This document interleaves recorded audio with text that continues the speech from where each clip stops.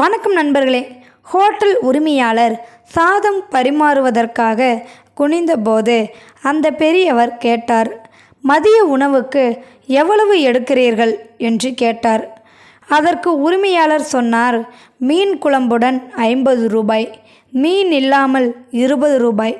கிழிந்த சட்டையை பாக்கெட்டில் இருந்து கசங்கிய 10 ரூபாய் தாளை எடுத்து உரிமையாளரை நோக்கி நீட்டினான். இதுவே என் கையில் உள்ளது, இதற்கு எவ்வளவு முடியுமோ அவ்வளவு போடுங்க.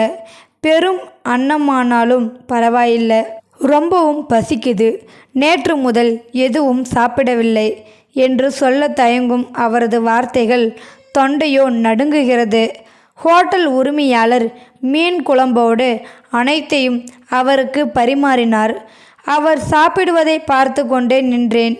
அவர் கண்களிலிருந்து கண்ணீர் மெலிதாக கசிந்தன. நீ ஏன் அழுகிறாய்? அந்த வார்த்தையை கேட்டவரை பார்த்து கண்களை மூடிக்கொண்டு சொன்னார், எனது கடந்த கால வாழ்க்கையை நினைத்து கண்ணீர் வடிக்கிறேன். எனக்கு 3 குழந்தைகள், 2 ஆண் குழந்தைகள் மற்றும் 1 பெண்கள். நான் குவித்த ஒவ்வொரு பைசாவையும் அவர்களின் உயர்வுக்காக செலவழித்தேன். அதற்காக என் இளமையையும் 28 ஆண்டுகால பௌதிக வாழ்க்கையையும் இழந்து புலம்பி பெயர்ந்தே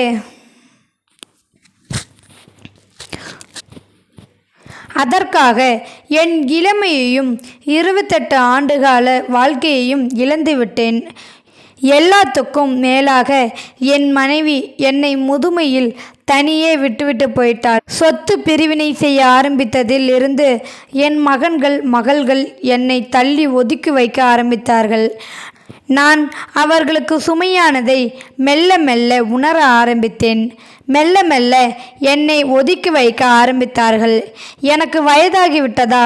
குறைந்தபட்சம் என் வயதிற்காகவாது மதிக்கக்கூடாதா? அவர்கள் அனைவரும் சாப்பிட்ட பிறகுதான் இரவு உணவிற்கே செல்வேன். அப்படியும் அப்போதும் திட்டுவதும் கூச்சலிடுவதும் தவறவில்லை. சாப்பாடு கண்ணீரும் உப்பும் கலந்திருந்தது. பேர குழந்தைகள் என்னிடம் பேசுவதே இல்லை. பார்த்தால் அம்மா அப்பா அடித்து விடுவார்களோ என்ற பயத்தில். அதே வேதனை அடுப்பில் எங்கும் வாழ முடியும் போதே அந்த இரவும் பகலும் வியர்வை சிந்தி தொடர்ந்து தூங்காமல் உழைத்து வயிற்றுக்கு சாப்பிடாமல் அவளும் நானும் சேர்த்த பணத்தில் வாங்கிய செங்கலெல்லாம் கட்டப்பட்ட இந்த வீடு. ஆனால் நான் என்ன செய்வது? மருமகளின் தங்கத்தை திருடிவிட்டதாக சாக்குப்போக்கில் திருடனாக முத்திரை குத்தப்பட்டேன். மகன் கோபமடைந்தான். நல்ல வேளை கை நீட்டவில்லை. அந்த பாவத்தை அவன் செய்யவில்லை. அது என் அதிர்ஷ்டம். அங்கேயே நான் இருந்திருந்தால் நிகழ்ந்திருந்தாலும் இருக்கலாம். சாப்பாட்டின் நடுவில் எழுந்தார். உரிமையாளர் முன் 10 ரூபாயை நீட்டினார். ஓனர், வேண்டாம், பையில் வையுங்கள், இருக்கட்டும். நீங்கள் எப்போது வேண்டுமானாலும் இங்கு வரலாம். நீங்கள் எப்போதும் மதிய உணவு சாப்பிடலாம். அப்படியே அந்த மனிதர் 10 ரூபாவை அங்கே வைத்துவிட்டு, உங்கள் உதவிக்கு மிக்க மகிழ்ச்சி. என்ன நினைக்கிறாய்? சுயமரியாதை என்னை விட்டு விலகாதே, வருகிறேன் என்று சொன்னதும் ஒரு சிறு மூட்டையை எடுத்துக்கொண்டு தெரியாத இடம் நோக்கி மெல்ல கிளம்பினார். அந்த மனிதர் என் மனதில் ஏற்படுத்திய காயம் இன்று வரை ஆறவில்லை. அதனால்தான் ஒவ்வொரு துளிருமே கட்டாயம் ஒரு நாள் பழுத்து சருகாகும் என்று கூறப்படுகிறது. பழுத்த சருகு போன்ற பெரியவர்களை பூவில் வைத்து கண் போல் காக்க வேண்டும். நமக்கு இப்படி ஒரு நாள்.